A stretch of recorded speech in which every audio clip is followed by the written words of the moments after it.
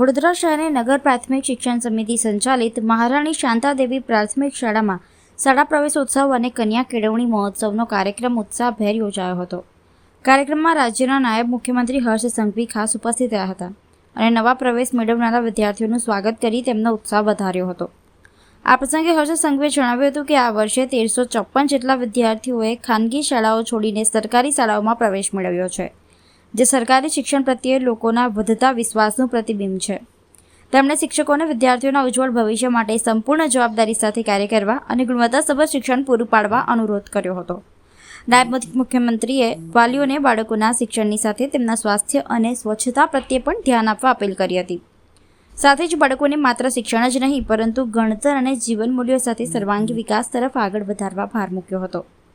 તેમણે જણાવ્યું હતું કે વડોદરામાં નગર પ્રાથમિક શિક્ષણ સમિતિ હેઠળ 126 શાળાઓ કાર્યરત છે અને વર્ષ 2030 સુધીમાં તમામ શાળાઓમાં મોડેલ સ્ટુડિયો ઊભો કરવાનો લક્ષ્યાંક નક્કી કરવામાં આવ્યો છે।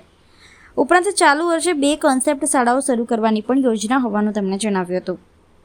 કાર્યક્રમમાં રાજ્યના મંત્રી, મ્યુનિસિપલ કમિશનર, શિક્ષણ સમિતિના ઉપાધ્યક્ષ, શાસન અધિકારી, જિલ્લા શિક્ષણ અધિકારી, શહેર ભાજપા પ્રમુખ સહિત મહાનુભાવો ઉપસ્થિત રહ્યા હતા। મને આપના સૌના માધ્યમથી કહેવાથી એક ખૂબ આનંદની અનુભવ છું। તો આજે 24મા વર્ષમાં જે બાળકોનો શાળા પ્રવેશોત્સવ અને કન્યા કેળવણીનો ઉત્સવ આપણા માનનીય નાયબ મુખ્યમંત્રી હર્ષભાઈ સંઘવીજી અને એમની સાથે સૌ વડોદરાના પદાધિકારીઓને અધિકારીઓ સાથે જોડાઈને આપણી શાળા મહારાણી શાંતાદેવી નગર પ્રાથમિક શિક્ષણ સમિતિની જે શાળા છે એમાં દરેક બાળકોને આજે શાળા પ્રવેશોત્સવ અને કન્યા કેળવણીનો ઉત્સવ મનાવ્યો।